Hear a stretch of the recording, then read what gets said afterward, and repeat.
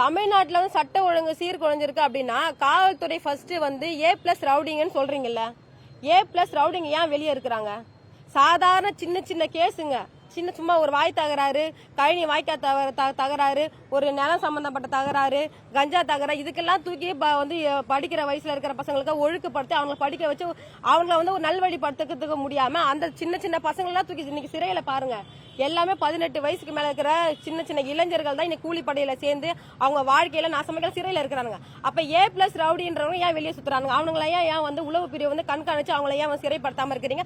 அந்த வழக்குல எல்லாம் ஷார்ட் ஷீட் போட்டு ஏன் தண்டனை வாங்கி தராம இருக்கீங்க? சின்ன சின்ன கேஸுக்கெல்லாம் ஷார்ட் ஷீட் போட்டு உடனே ட்ரையல் எத்துறீங்க.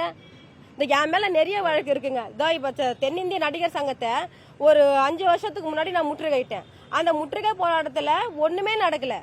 அந்த நடிகர் விஷாலோடைய உருவ உண்மையை மட்டும் தான் கொளுத்தினேன் என் தலைமையில, அவ்வளவுதான்.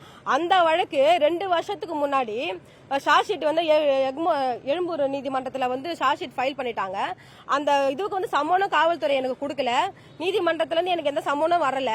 காவல்துறை என் தகவலும் அடிக்கல. ஆனா என்ன பண்றாங்க, நான் நீதிமன்றத்துக்கு வழக்குக்கு நான் வந்து ஆஜராகல, என் மேல வாரண்ட் போடுறாங்க.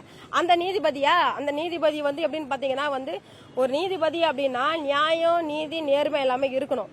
ஒரு பெண்ணு தமிழ்நாட்டுல இந்த ஒரே பொண்ணு தான் தமிழ் மக்களுக்காக, பெண்களுக்காக குரல்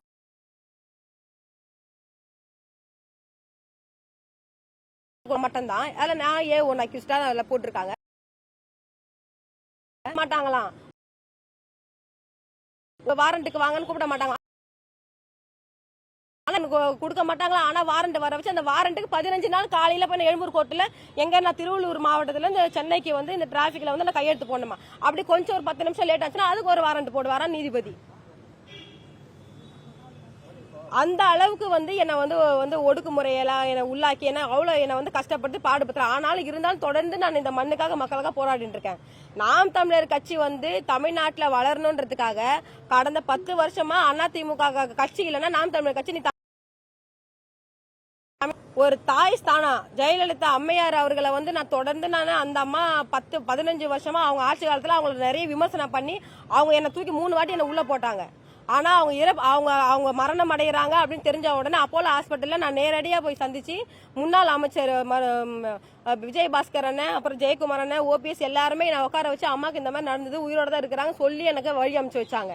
அப்படி இருக்கிறப்ப வந்து அந்த அம்மாவுடைய மரணத்துல முதல்ல அவங்க இறக்குறப்ப நான் ரொம்ப கண்ணீர் சிந்தி அவங்களுக்காக நான் வந்து மனவழி, ஏன்னா அவங்களுக்கு குடும்பத்துல யாருமே கிடையாது, இந்த மாதிரி இறந்துட்டாங்க இல்லையா, அவங்களுக்கு கேட்கறதுக்கு யாருமே இல்லையா, நான் ரொம்ப மன வருத்தப்பட்டேன்.